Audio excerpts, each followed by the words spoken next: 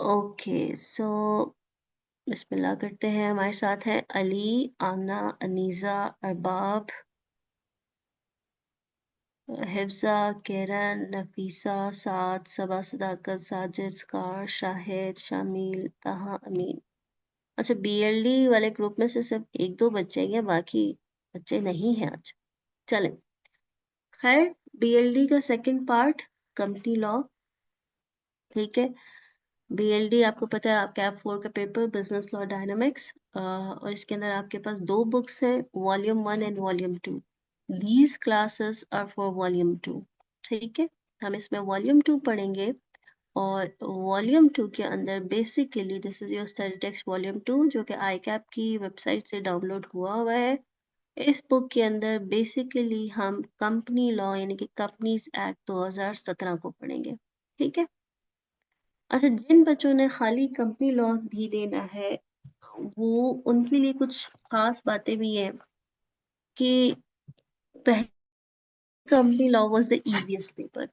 ऐसा ही है, मतलब जब भी मैं इसको पढ़ाती थी और मैं जरूर ये बात मेंशन करती थी कि आपके सीए जर्नी का सबसे आसान पेपर है, मतलब पूरे सीए जर्नी का। मे भी शायद पीआरसी से भी आसान हो। ठीक है, पीआरसी सिंस मैंने अटेम्प्ट नहीं किया, लेकिन हमारे टाइम पे मॉड्यूलर सिस्टम था, but I get a feeling कि maybe this is easy then even PRC level exam. लेकिन कब था? ठीक है, अगर आपको पुरानी रिकॉर्डिंग मिलेंगी तो आप दिस नाउ इट हीरा। उसकी एक बड़ी सिंपल सी रीजन है, बेसिक सी रीजन है, वो ये कि पहले ये पेपर 100 पेपर का टेस्ट होता था। ठीक है, अब ये कितने का टेस्ट होता है?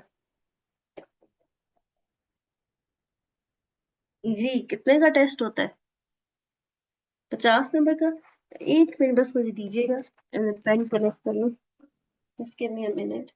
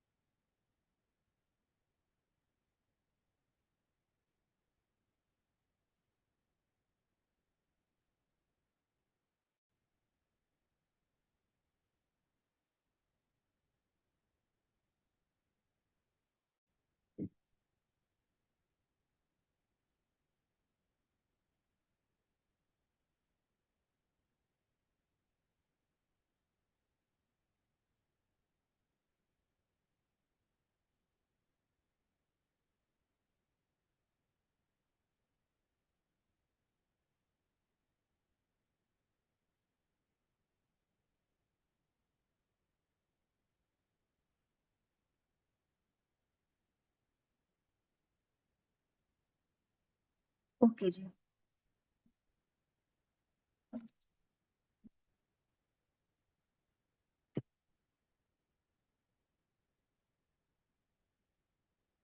ओके सो जिन लोगों ने पहले अटेम्प्ट किया हुआ है, या अगर थोड़ा सा हम इसको पास से आइडिया करें कि what is the cause of difference, तो difference is basically two things. ठीक है, कि पहले क्या था और अब क्या था। पहले ये पेपर 100 मार्क्स का टेस्ट होता था, और अब ये टेस्ट होता है 50 मार्क्स का। पहले आपके पास पूरे यानी कि 4 महीने, 4 मंथ्स सिर्फ इसी पेपर के लिए होते थे, सी लॉ के लिए होते थे। ठीक है, यहाँ पे लिखते हैं कि आपने ये एक सब्जेक्ट था जो कि 100 नंबर का टेस्ट होता था। अब अब उन्हीं 4 महीनों में, अब तो हमारे पास 4 महीने नहीं, अब हमारे पास 2 महीने हैं जहां से हम इसको शुरू कर रहे हैं। तो उसमें हमने इसको सी लॉ को पढ़ना है, यानी कि 4 से इसको हाफ कर ले 2 पे, क्योंकि बी साथ में बी लॉ भी है। सो 4 महीने में पढ़ के 100 मार्क्स का पेपर होता था। अब 100 मार्क्स का पेपर ये है कि यही चैप्टर 10 है, इसमें से 100 मार्क्स का पेपर टेस्ट होगा। तो इसका मतलब है अगर हम बेसिकली डिवाइड करें, सपोज क्या हम इक्वल डिस्ट्रीब्यूशन भी करें, तो हर चैप्टर में से 10 नंबर का पोर्शन टेस्ट हो रहा है। ऐसा ही है, हर चैप्टर में से ऑलमोस्ट यानी कि इक्वल प्रोपोर्शन करते हैं। भैया आई कैप की बात नहीं समझते, हम इस तरह करते हैं। तो इसका मतलब ये हुआ कि सपोज अगर चैप्टर 1 में से कुछ आपने टॉपिक छोड़ भी दिया है, लेकिन 10 नंबर का है, तो चलो एक टॉपिक छोड़ दिया, वो 2 नंबर का टेस्ट हो गया, 3 का हो गया, 4 का हो गया, बाकी 6 नंबर का तो कर लेंगे। सही है। और सपोज कि कोई चैप्टर नहीं छोड़ दिया आपने, तो बाकी 90 नंबर का तो कर लेंगे, 50 मार्क्स तो चाहिए। ये वाला चैप्टर 10 नहीं किया, चैप्टर 9 नहीं किया, बाकी 90 मार्क्स का पेपर तो अटेम्प्ट कर सकते हैं और उस 90 में से 50 ले सकते हैं। लेकिन अगर यही सारा पेपर अब 50 मार्क्स का टेस्ट हो रहा है,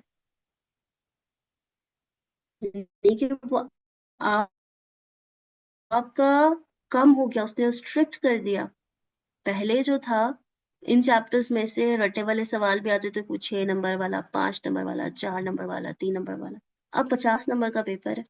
अब सपोज आपने मॉर्गेजेस एंड चार्जेस का चैप्टर नहीं किया और 6 मार्क्स का क्वेश्चन आ गया है, तो पहले अगर यहाँ पे कुछ 6 नंबर का नहीं आता था, 100 में से 6 नंबर का नहीं किया, तो कोई मसला नहीं, पीछे आपके पास 94 मार्क्स फिर भी पड़े हैं। पर अगर यहाँ पे 6 नंबर का क्वेश्चन अगर आपको नहीं किया, तो पीछे 44 मार्क्स, और 44 में से 25 लेना मुश्किल हो जाएगा। 94 में से 50 फिर भी आ जाएंगे, पर 44 से 25 मुश्किल हो जाएंगे। यहाँ पे एक नंबर की चीज भी अगर नहीं आई तो रिस्की हो जाएगा। ऐसे यहाँ पे एक नंबर की नहीं आए तो कोई मसला नहीं, 99 होगा। ऐसा ही है।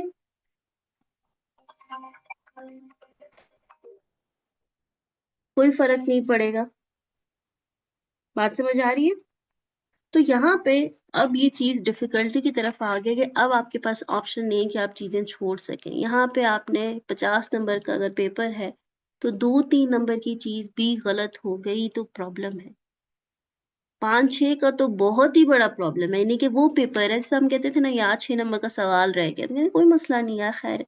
यहाँ पे 6 नंबर का अगर सवाल आप पेपर में छोड़ आए हैं, तो इट्स अ बिग प्रॉब्लम। ठीक है, या गलत कर रहे हैं, एक 6 नंबर का छोड़ आए या 4 नंबर का गलत कर आए हैं, तो प्रॉब्लम बहुत बड़ा है। And this is the cause of the failure. यहाँ पे आप रिस्क नहीं ले सकते। अब पहले चलो एक आध टॉपिक छोड़ भी दिया तो काम चल जाएगा, अब आप टॉपिक नहीं छोड़ सकते किसी भी सूरत। यानी कि आपकी 100% कवरेज होना बहुत जरूरी है। सो अगर आज सपोज टुडे इज, सपोज नहीं आज तो है, today is 18 May and I think आपका पेपर 7 अगस्त को है। ऐसा ही है, कुछ इसी तरह है, मेरे पास थी डेट 7 या 9 को है, 17 को है, अच्छा चले 17 को है, सही है, 17 अगस्त को है। So how much time you are left with? 10 जून महीना, जुलाई महीना, मई टू जून, जून टू जुलाई, लास्ट वाले मंथ को तो शामिल ना करें।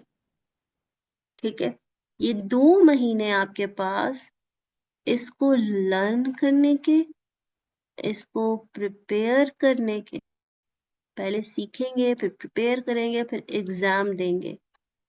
इसका मतलब है ये 3 स्टेजेस हैं, और ये 3 स्टेजेस आपने, चलो फर्स्ट 2 तो जुलाई, जून एंड जुलाई में होंगे, लास्ट आपका एग्जाम वाला लास्ट स्टेज में होगा। सही है, बात समझ आ गई? अब अगर किताब के पेजेस देखें, तो 257 पेजेस हैं, और रफली वी हैव डेज 60 डेज। चलो 65 कर लेते हैं, ठीक है, 5 दिन हम अगस्त के भी डाल। तो मुझे ये बताएं कि आपके यानी के पर डे में कितने पेज बनते हैं? जी, कितने पेजेस बनेंगे एक दिन में पढ़ने वाले? एक दिन में कितने पेजेस बनेंगे? 65 दिन है। वैसे तो 60 थे, लेकिन चलो मैंने 65 कर दिए। हाँ जी। Round about 4। ऐसा ही है, इसका मतलब है हर दिन इंक्लूडिंग सैटरडे संडे। सारे दिन। सारे दिन आपने 4 सफ़े लाजमी पढ़ने हैं। 4 सफ़े। आखिरी 30 दिन जो होते हैं उसको हम शामिल नहीं कर रहे, क्योंकि उसमें आपके बाकी पेपर भी तो है ना। आपने उनकी प्रिपरेशन करनी है। वो जो लास्ट महीना होता है वो तो रिवीजन का होता है। वो तो एग्जाम लेवल में बैठने का होता है, वो पहली दफा पढ़ने का नहीं होता। और उसको इसमें अगर आपने उस महीने में ये शामिल किया, आप कोई टॉपिक नए तरीके से पढ़ेंगे, तो you are at very big mistake. ठीक है।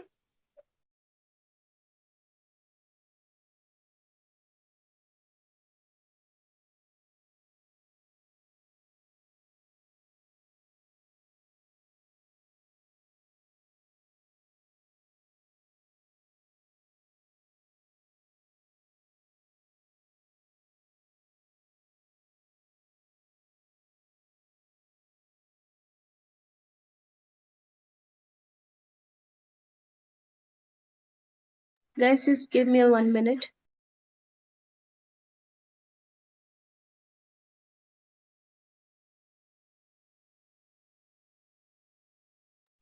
अच्छा जी, रिज्यूम करते हैं। सो क्या है कि अब आपको 4 डेज जो है वो आपको डेली के पढ़ने हैं। 4 पेजेस 2 मंथ्स के अंदर इस किताब के डेली के पढ़ने, इंक्लूडिंग वीकेंड्स। अब 4 पेजेस यूजली नहीं होते। उसको रफली देखा जाए, उसमें एग्जाम्पल्स भी होती हैं, और काफी कुछ होता है। आपकी किताब के अंदर पास पेपर्स भी हैं। ठीक है। तो चैप्टर एंड पे बहुत सारे पास पेपर्स हैं। ठीक है। 1 मिनट दीजिएगा।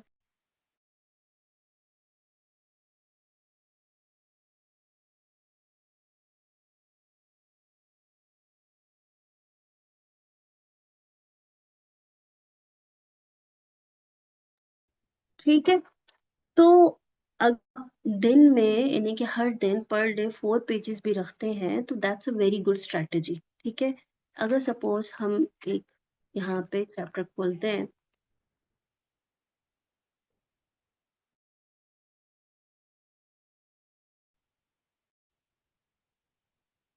अब इसमें ये देखिए एमसीक्यूज वाले पेजेस भी हैं।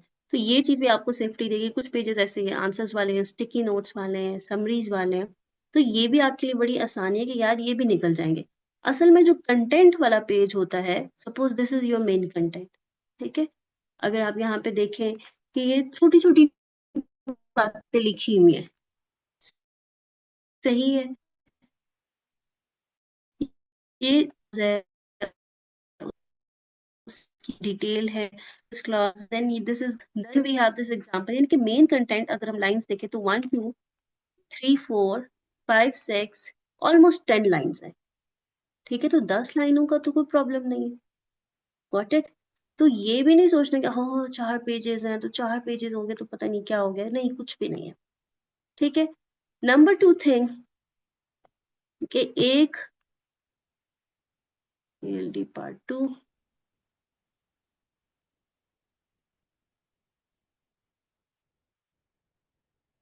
ठीक है। पहली स्ट्रेटेजी कि आपने डेली जो है, डेली के चलो 4 पेजेस हो गए, और मैंने भी आपको दिखा लिया कि 4 पेजेस आपके बाय सिलेबस जरूर रहेंगे। आप अगर अपना स्ट्रेटजी ये रखेंगे मैंने 4 पढ़ने हैं, अब उस 4 में एग्जाम्पल्स भी आएंगी, उस 4 के अंदर कुछ एमसीक्यूज भी आएंगे, उस 4 के अंदर पास पेपर भी आएगा, और मेन कंटेंट भी होगा। ऐसा ही है कि जो पढ़ने वाली चीज है वो भी होगा। एक तो डेली का ये रूल। दूसरा रूल दूसरा रूल है 10 मिनट पर पेज। पढ़ने बैठे। ठीक है। यानी कि अगर आपने 4 पेजेस पढ़ने तो दैट मीन्स 40 मिनट्स। ठीक है। जिसमें मैंने आपको बताया कि आपके बहुत सारे रैंडम पेजेस भी हैं जो एक्सक्लूड हो जाएंगे, जो बड़ा इजी पीजी आगे आप उनको कवर कर लेंगे। ठीक है। तो 10 मिनट पर page is your basic rule. जिसको आपने स्किप नहीं करना। आप पढ़ने बैठे हैं, आप कोई भी पेज पढ़ने बैठे हैं, सपोज मेमोरेंडम ऑफ एसोसिएशन का पेज है, आपकी किताब का कोई भी पेज हो, चाहे टीचर ने पढ़ाया हो, चाहे आप खुद पढ़ने बैठे हैं, एनी केस, एनी सिनेरियो, इसमें ऐसा हरगिज नहीं है कि जी ये टीचर से अभी पढ़ा नहीं है, अभी मैंने पढ़ना है। आप ये कंपनी लॉ खुद से पढ़ सकते हैं। सही है। अगर टीचर पढ़ा रही है तो बहुत अच्छी बात है। वो क्या हुआ कि आपको, जो मैंने कहा ना कि 15% एज उन लोगों को है जिन्होंने पहले अटेम्प्ट किया हुआ है, तो क्लास लेने का भी एज ही होता है कि जब क्लास ली हुई है तो पता है सफ़े के ऊपर है क्या, रादर देन एक बिल्कुल एक बच्चा जो पहली दफा इस किताब को खुद ही खोले और खुद ही पढ़े। ठीक है, तो ये वाला जो एज होता है ना, जो ये 15% वाला, ये एज आपको पास नहीं करा सकता, लेकिन ये आपको कॉन्फिडेंस दे सकता है, और वो जो कॉन्फिडेंस है वो लीड्स टू पास है। सही है। यानी कि वो बच्चे जिन्होंने पिछली दफा अटेम्प्ट किया हुआ है, मैंने कहा ना उनके पास एक एज है, क्या क्या उनको पता है इस किताब के अंदर क्या है, लेकिन ये एज क्या है, ये आपको पास नहीं करा सकता अगर आप उसी 15% पे मेहनत नहीं कर रही है, सोच रहे मैंने पहले पढ़ा हुआ है, सिर्फ थोड़ा सा एक दो चैप्टर और पढ़ूंगा तो ये पास नहीं हो सकता होगा। और अगले लिए एक और अटेम्प्ट के लिए भी बच्चे जिनका कोई पेपर होते हैं जो 4 4 अटेम्प्ट तक नहीं निकलते, उनको पेजेस नंबर भी याद होते हैं। ठीक है, वो क्या है, वही वाला एज है, फलाने सफ़े पे फलानी चीज लिखी हुई है। What is this? This is confidence. But if you talk about to them कि भाई पेपर सॉल्व कैसे करना है, तो यही तो मिस्टेक है जो उनको आता नहीं है, नहीं तो वो तो पास कर चुके होते। तो जब आप टीचर से भी क्लास लेते हैं, वो क्लास आपने आज ली रेगुलरली, रिकॉर्डिंग्स की बात नहीं कर रही कि वो जो आप एक दिन बैठ के पूरे हफ्ते की रिकॉर्डिंग लेते हैं, उससे कुछ फर्क नहीं पड़ता। ठीक है, बंदा डेली शावर लेता हो, ठीक है, डेली शावर लेता हो, और एक बंदा हफ्ते बाद लेता हो, एक डेली लेता है 5 10 मिनट में, एक हफ्ते बाद लेता है घंटा लगा के, क्या दोनों की सफाई सुथराई सेम होगी? एक एक नॉर्मल क्वेश्चन है कि एक बंदा डेली जो है वो 10 मिनट्स स्पेंड करता है इन शावर, तो 7 डेज वो लेता है, तो इसका मतलब है 70 मिनट। और एक, एक बंदा पूरे वीक बाद 70 minute, no, not at all. क्यों? मुझे पूरा हफ्ता वो जो खुशबुएं छोड़ता जा रहा है, ठीक है, महक उससे आ रही है, क्या वो बराबर हो गई? Not at all. ऐसा ही है। तो वही बच्चा जो डेली 10 मिनट पढ़ रहा है, उसके माइंड में जो चीज जा रही है वो हफ्ते बाद 70 मिनट में से नहीं हो सकता। ठीक है, तो ये चीज, since this is an online setup, online classes हो रही हैं, तो इस चीज को माइंड में रखें कि मैं आज की क्लास नहीं लेता, 4 दिन बाद ले लूंगा, सारे एक साथ ले लूंगा, तो क्या आपके दिमाग में उतना ही आएगा? No, not at all. ठीक है, आज सुबह ही किसी एक बच्चे ने मुझसे पूछा कि जी अम, मेरा पीआरसी क्वालिफाई हो गया है और मैंने बीएलडी एंड बीएसआर का पेपर देना है, तो बताएं क्या करें।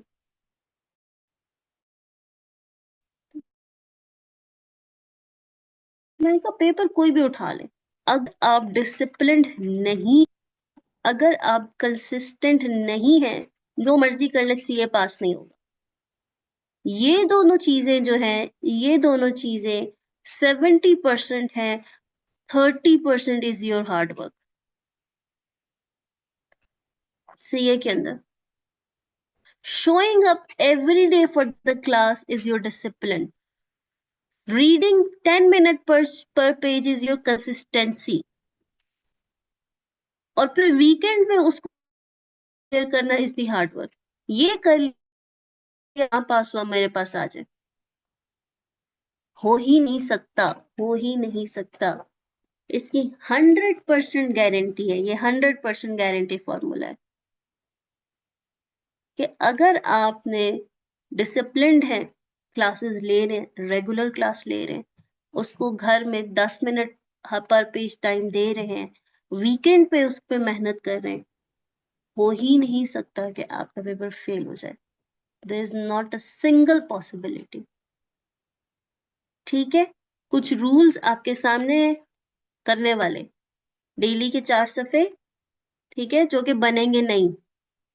लेकिन सिंस हमारी किताब 257 सफ़ों पे मुश्तमिल है, जब हम पढ़ने बैठेंगे सपोज़, तो ये तो बता रही हूँ कि उसपे हाँ, खोलते हैं, ठीक है। जिस तरह अगर आज ये सफ़ा है, तो हो सकता है मैंने क्लास में एक ही पेज पढ़ाया हो, अगला की तरफ गए ही ना हो, ठीक है।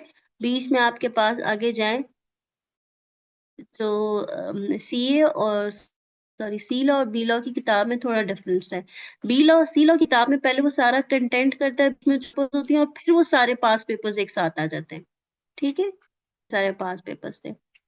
अब ये फिर मेन टॉपिक आया, बीच में कोई एक आध छोटी एग्जाम्पल होगी, ठीक है, और ये पास पेपर्स आ गए। फिर अगला टॉपिक है, ठीक है। अब ये टॉपिक जब खत्म होगा तो इसके पास पेपर्स आ गए। अनलाइक बी लॉ के उसके पूरे पेज पे एग्जाम्पल्स एग्जाम्पल्स एग्जाम्पल्स एग्जाम्पल से वो भरा होता है, ठीक है। तो आपको देख रहे हैं कि इसके अंदर अब फिर जब चैप्टर एंड होता है तो ये अब आगे भी नहीं लगता है, बड़े इजी पीजी होते हैं। सो ये तीसरे आपके रूल्स मैंने डिफाइन कर लिए कि ये 3 रूल्स हैं, जो अभी अगर किसी को कुछ भी नहीं पता कि सी लॉ के अंदर क्या है, तो ये रूल्स आपने अडॉप्ट करना है, ठीक है। फिर अगर चलते हैं किताब की तरफ, तो ये रहा बिजनेस लॉ डायनामिक्स का पूरा सिलेबस, ठीक है, जिसमें सी लॉ का सिलेबस आपके पास DEF ये है, ऐसा ही। और DEF ये आपके 10 चैप्टर्स हैं, जो भी हमने किताब से देखा था, ये आपकी किताब है, आपने आई कैप की साइट से इसको डाउनलोड करना है, ठीक है। DEF आपको सिलेबस में नजर आ रहा है कि ये सारा पोर्शन 50 नंबरों का पोर्शन है, ठीक है। और इसमें फर्दर भी क्या है कि डिवीजन है, कुछ चैप्टर्स जो है वो आपके आसान है, कुछ क्वेश्चन जो है वो जिनमें से अच्छे मार्क्स आते हैं वो हैं, इस तरह का सिचुएशन है, वो देखते हैं, एनालिसिस करते हैं, ठीक है। अगर मैं आपको रफली तौर पर यहाँ से देख के बता सकती हूँ कि जी सबसे इम्पोर्टेंट चैप्टर्स कौन से, for instance chapter 3, chapter 4, chapter 7, ये हैं बड़े इंपॉर्टेंट चैप्टर, ठीक है।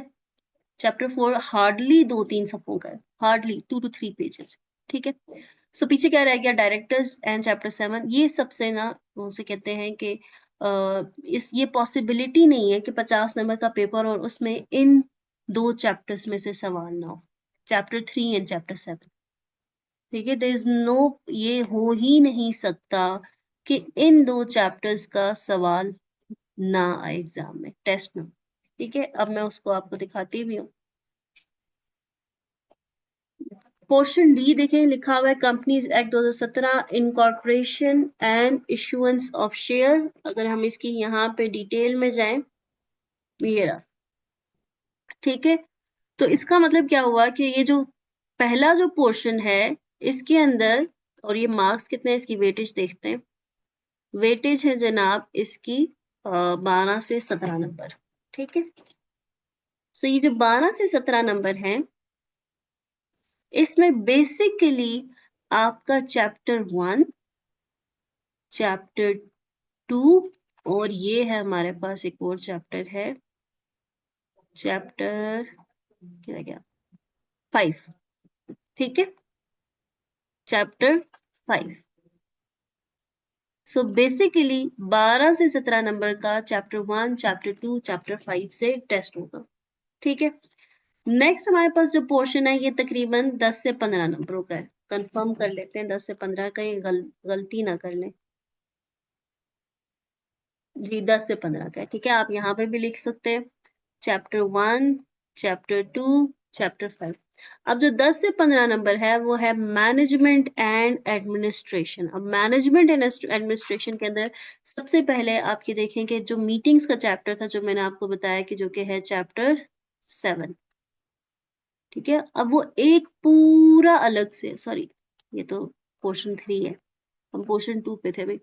तो मॉर्गेजेस एंड चार्जेस, ये बड़ा छोटा सा चैप्टर है, हार्डली 4 सफ़ों का चैप्टर है, ठीक है। ये देखें, ये चैप्टर 6, बहुत छोटा सा है। और इस चैप्टर की खास बात यह है कि इसमें एक ही कॉन्सेप्ट है, वही कॉन्सेप्ट बार बार बार बार रिपीट होता है। ठीक है।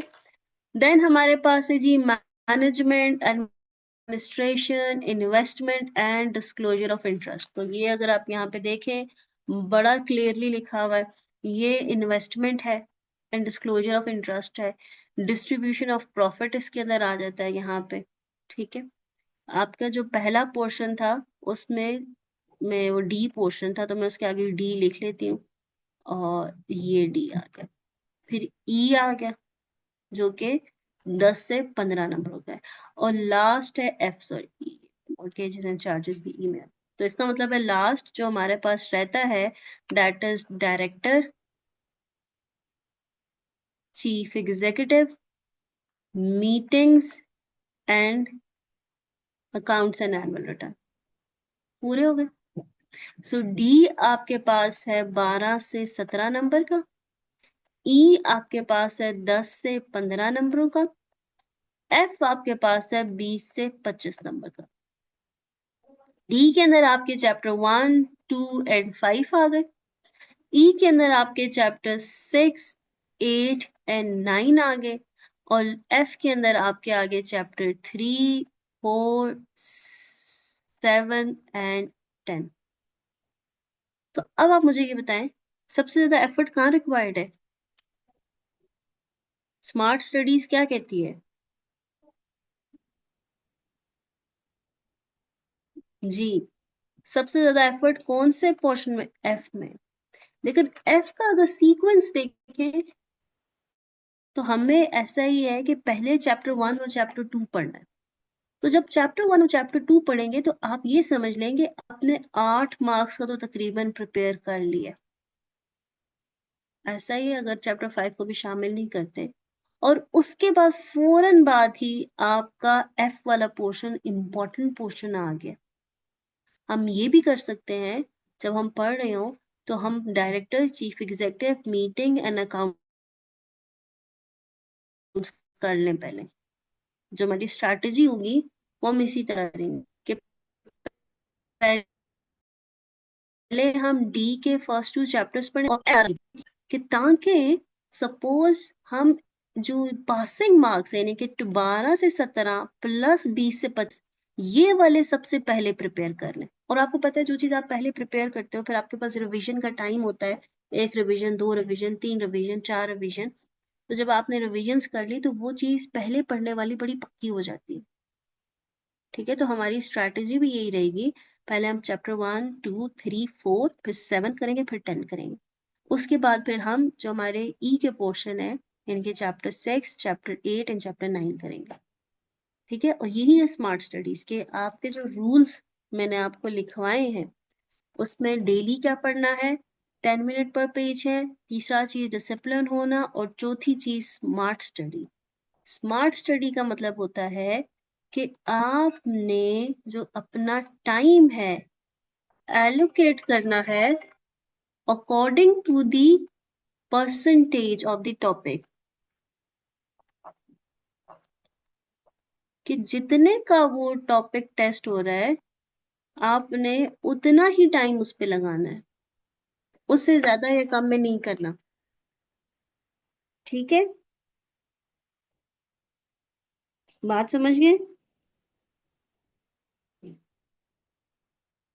जी, किसी का कोई सवाल?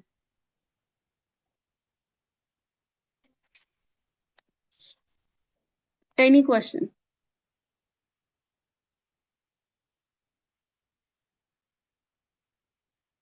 ठीक है। अच्छा, तो एक चीज याद रखिएगा, हमारे पास टाइम कम है। हम इंशाल्लाह कल से इसको स्टार्ट कर देंगे। आज हमने थोड़ा ओवरव्यू कर लिया। कल से जब हम इसको स्टार्ट करेंगे तो हमारी स्पीड हम थोड़ी सी तेज रखेंगे।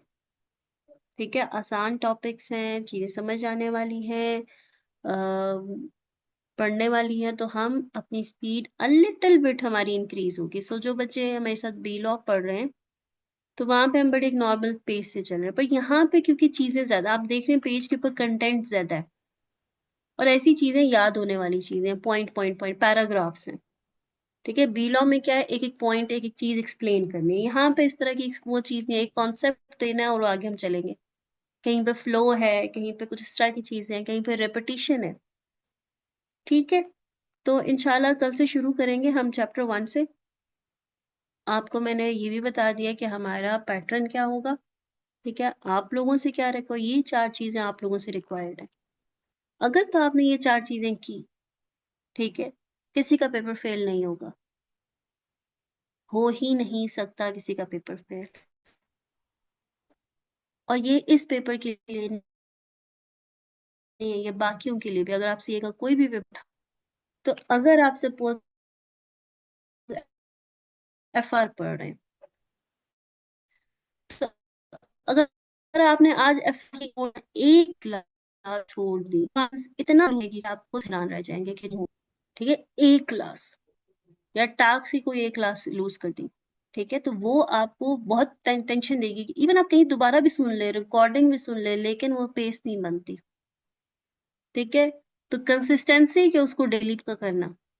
जो भी आप पढ़ रहे हैं, ऑडिट पढ़ रहे हैं, टैक्स पढ़ रहे हैं, एफआर पढ़ रहे हैं, मैनेजमेंट अकाउंटिंग पढ़ रहे हैं, अगर आपने घर में उसके लिए 10 से 20 मिनट नहीं निकाले, कोई फायदा नहीं। फिर वो जो हार्डवर्क, वो जो आपने आखिरी 40 दिनों में की है ना, उससे कोई फर्क नहीं पड़ेगा।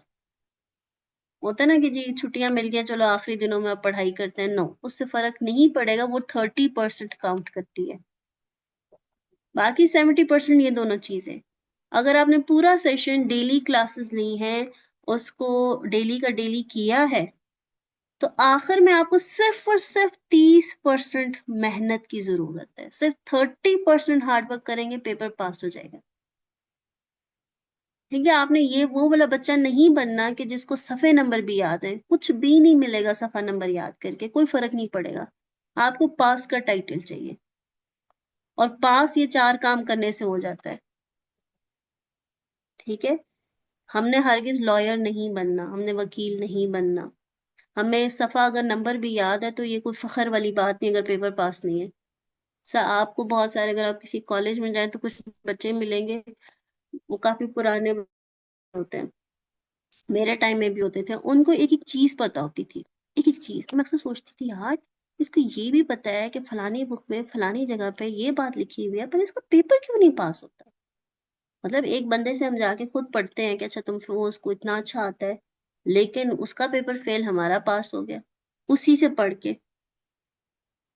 तो वो क्या हुआ कि भाई इतना इतना भी इन डेप्थ नॉलेज नहीं चाहिए होता। छोटी छोटी बातें याद करें, आगे चलें।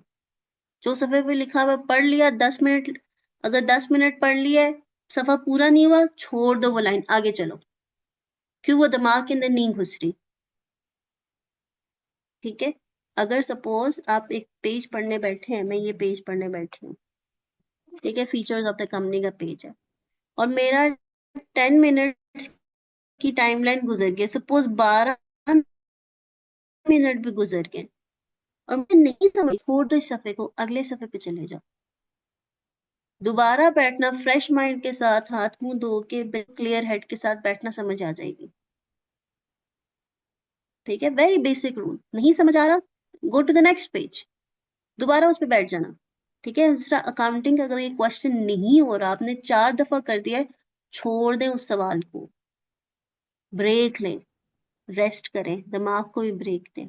क्यों, जब आप 4 दफा अभी बैठे हुए कर रहे हैं और आप एक ही तरीके से करें, तो अभी ब्रेन सोचने समझने की सलाहियत में नहीं, क्योंकि आप उसको एक ही जगह घुमाई जा रहे हैं, घुमाई जा रहे हैं, घुमाई जा रहे हैं, घुमाई जा रहे हैं। थोड़ा रेस्ट करें, तो चीजें खुद ब खुद स्मूथ हो जाएंगी, स्ट्रीम लाइन हो जाएंगी, कनेक्ट करेंगी। सही है, समझिए।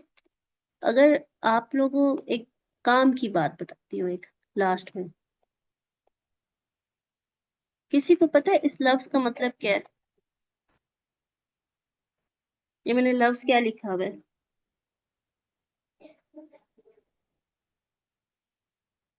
जी, व्हाट डज मीन? स्ट्रेस। ठीक है, मेरा एग्जाम नियर है, अगस्त में एग्जाम है, I have to study. This is my plan. या timetable. I have to study. ठीक है. सपोज मेरा आज दिन का एक प्लान है, टाइम टेबल है. जब दिन शुरू हुआ, मैंने एक चीज 1 बजे कंप्लीट करनी थी, तो 11 बजे 12 बजे से मेरे माइंड में नॉक नॉक नॉक नॉक हो रही है. I have to complete this thing by 1. Complete this thing. This is a good stress. ठीक है. अगर हम यहाँ पे क्लॉक बनाते हैं और इसको यहाँ से स्टार्ट करते हैं, यहाँ पे कि मैंने यहाँ 12 बजे तक एक काम करना था और मुझे यहाँ शुरू से एक टेंशन हो रही है, मैंने इसको करना है, मेरी डेडलाइन 12 है. This is a good stress. ठीक है. पर स्ट्रेस एक लिमिट तक गुड होता है, उसके बाद वो बन जाता है डी स्ट्रेस.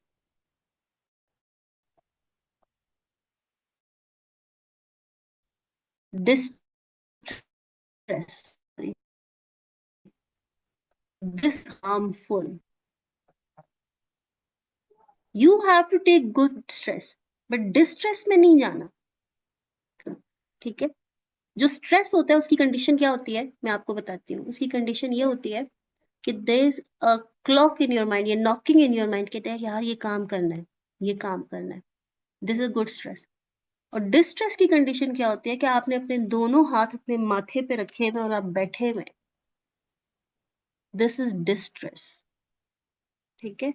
अगर आपके पास टाइम हो तो कभी आप इसके ऊपर रिसर्च पढ़िएगा, और ये भी पढ़िएगा कि जो हम हाथ अपने यूं माथे पे रख लेते हैं और बैठते हैं, ये भी एक साइंटिफिक रीजन है. इट्स नॉट, ये वैसे ही नहीं कि हम हाथ यूं रख के बैठ गए. समटाइम ये हाथ अपने रखे होते हैं माथे पे, यूं कर रहे होते हैं, रब कर रहे होते हैं. There is a logic behind that thing, कि जो हमारा फ्रंट पार्ट ऑफ ब्रेन है उसका एक फंक्शन है. ठीक है. और इसको अब ज्यादा हम डिटेल में नहीं जाते, थोड़ी बायोलॉजी होगी, फिर कभी हम इस पे बात करेंगे. बट सिंस हम जिस पॉइंट से अभी सीला को स्टार्ट कर रहे हैं, तो ये बातें बताना बहुत जरूरी है कि आपने गुड स्ट्रेस लेना है. और गुड स्ट्रेस जो है वो आपका डिसिप्लिन एंड कंसिस्टेंसी है. ठीक है. और आपने इस गुड स्ट्रेस को डिस्ट्रेस में कन्वर्ट नहीं करना. डिस्ट्रेस से कुछ भी नहीं आएगा. Got my point? क्लियर है? क्लियर हेडेड है? पता है कल से क्या करना है और किस तरह पढ़ना है? कोई सवाल है तो पूछ लीजिए.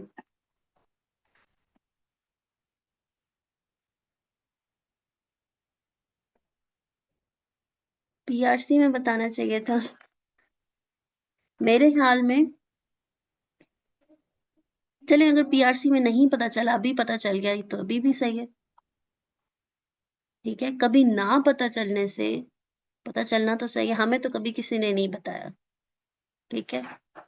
तो हम वही आपकी अम्मा अब्बा की तरह बन गए. हमारे जमाने में तो ऐसा नहीं था. बुक कौन सी यूज करनी है? बुक स्टडी टेक्स्ट यूज करना है, कोई और किताब नहीं करनी. कोई और किताब नहीं इस्तेमाल करनी.